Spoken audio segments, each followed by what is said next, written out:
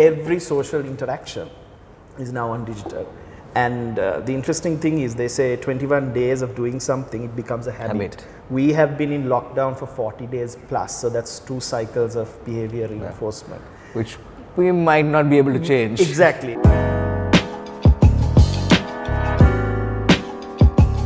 Hi guys, we're back with another episode of One-on-One with Asanka and Asela Waidyalankara. He's the project consultant of Cyaniq Global. Hi. Hi, thanks for joining us. We understand this is a tough time for anyone to be out of office, speaking to an interview. Or Welcome times, I guess. I just suppose. To be out of the house. Correct. Tell us a little bit about your business. Well, Cyaniq is essentially a media consulting company, specifically focused on social as well as digital media. Okay. But that's literally our bread and butter. Okay, so would you say that in the past couple of months, your business has probably seen the most amount of inquiries from potential clients? I think to be fair, it's tough for everybody. We have seen a drop in our traditional businesses. All right. But what we did was we pivoted and we innovated. So we've come up with new areas where revenue streams are coming in. But certainly, yes, it is not great to be in any industry, frankly, at this moment. Okay. Prior to the outbreak, influencer marketing was a big thing. We've seen, everything from pizzas to high-end cars, overseas vacations and travel companies, all in them investing in influencers, rightly so. I think most of them have a fair audience and a fair amount of followers that are truly influenced to either purchase a product, try it, or use a service. What do you think about the influencer market now? Well, the discussion is that there would be a decline in the influencer marketing space. There are people who are going around saying that there will be a recession, which is not particularly correct because we are all going to be in a recession. That is not an industry specific thing. That's going to be a market specific thing. That's going to be something that's global as well. So it's not only Sri Lanka, it's affected globally. But then what happens is you have companies with less marketing spend. So will that be a factor? Of course it would be. But is this the first storm that influencers or influencer marketing has weathered? No, because obviously we had the unfortunate events of last year. True. And there was a dip there. Yeah. So it's about realigning yourself and re-strategizing on how to do this. Mind you, one point I'd like to add is our behaviors have changed. People's behavior, Asanka, has changed. People have pivoted completely to digital now. So how you interact on basic stuff, how you buy your groceries, how you read your news, how you see your doctor. Every social interaction is now on digital. And the interesting thing is, they say 21 days of doing something, it becomes a habit. We have been in lockdown for 40 days plus, so that's 2 cycles of behavior reinforcement. Which we might not be able to change. Exactly. So the case in point, the anecdote I want to make is Wuhan, 76 days later they opened up. Restaurants opened up. And for weeks there was no one because behavior had changed. So that's probably what we'll see right now as well. That being said, then digital takes up a larger stake of the pie because obviously your attention now is in digital and your focus is in digital. So certainly diminished margins, diminished demands, people shifting to digital, influencer marketing is a biggest role to play when it comes to digital marketing. But if you take that scope, I feel there is still a niche there. There will be more emphasis on that in certain products and services. Because there's no need, if you look at it now, there's no need for physical advertising. You can scale back that and go into digital at this space. Okay, so let me ask this question because this is something that I was thinking about. A lot of people are asking also, like, is there going to be a complete paradigm shift into, digital marketing and only being online and digital media? In a time where we are most certain that we are headed into a recession, would people have the money to get data to be online? Would people have money to get data to be online? Interesting.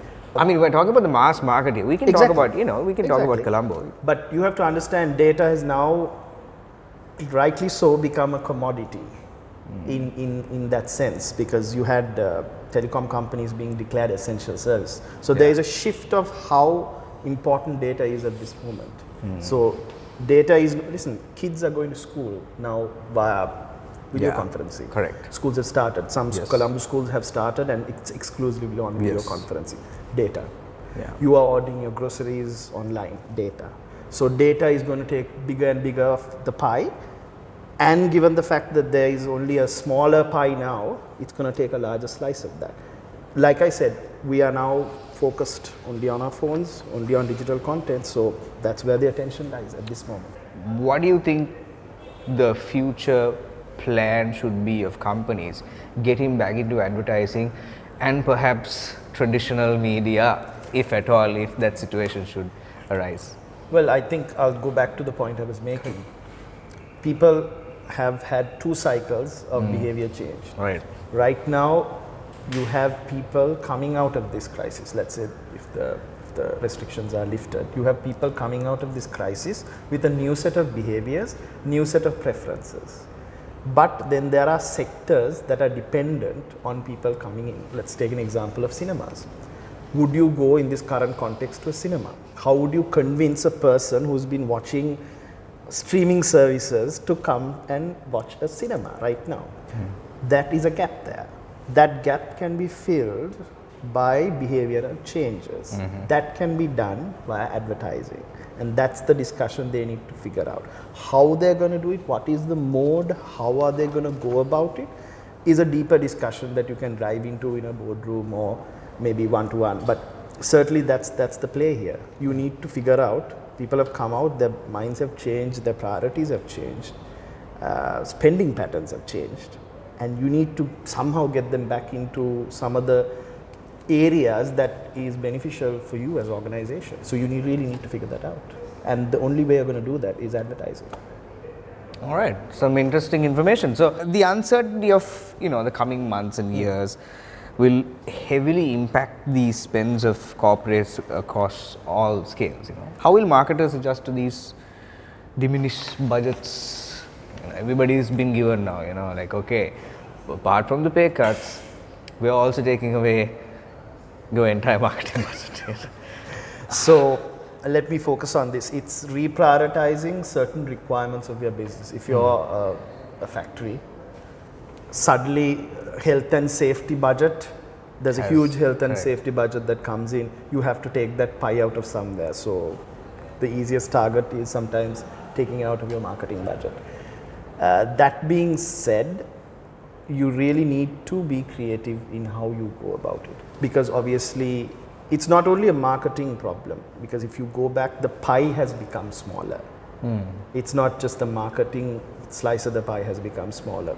Budgets have become smaller. Companies have stopped capital expenditure. We had, if you look at the corporate disclosures most of the CSE companies have made, they have said that they are going to stop capital expenditure for this year or for the foreseeable future. So you have budgets coming down, you have operational strains, you have marketing strains, supply chain strains. So it's not only a marketing problem. But right now, who would thrive in this market is a person who can pivot and a person who can innovate and be creative about it. So yes, you might have a diminished budget or you might have a very tight budget, but it's what you're going to do with it and how you're going to prioritize that spending. That's where the key success lies. And if you want to do that with influencers, so be it. Because if you feel that's your captive audience, you can do that. If you want to tell your story a different way to appeal to people via PR, via marketing, then so be it. Then that's your niche right there. Maybe, like I said, you dial back on the physical advertising. You don't need X number of hoardings. You don't need to give physical stuff to people, because the physical touch aspect is now taboo, right? We don't shake hands anymore. Correct. I mean, I read on the Fortune magazine, people have stopped shaking hands. Either fist bump or eyeball. That's it. So that aspects have been taken away. You're not going to give a guy a flyer and he's not going to make a purchasing decision on it because he's not going to touch that. So then you need to find out more creative ways of getting into his mind and making that psychological decision of purchase. How do you do that? So that you have to be creative. I suppose that's the biggest challenge. Final question to you, if I may. Please. Hypothesizing someone watching this just got laid off or fired or been handed a hefty pay cut, what words of advice would you share with them? What should you do? I know it's a bit of a really tough question. It is a very tough question, and it is a very tough place to be in, but in midst of adversity always lies opportunity. So right now, yes, it does not look good because everybody is saying it is not good. But if you can see an opportunity in all of this and seize it, certainly that's the way forward. Because if you see all of the companies that have responded to this, I mean, a lot of them had said, oh, we have systems, we have digital, blah, blah, blah. But then there's only very few that managed to come out of this robust. And that's the takeaway you need to take as a person. You come out of this and you see an opportunity and you keep yourself up on that. Yes, things are not good, but at times of great adversity create strong men who create good times. So I think that's what we must focus on. Focusing on an opportunity and making it on the future a good time for us. Hopefully. All right. For all of us. Excellent. Thanks for spending a few minutes with us. Thank you for having me. Asela Waidyalankara from Cyaniq Global on one-on-one with Asanka. This is on Yes 101. Hey, subscribe and follow our channel. Very important. Generation Yes.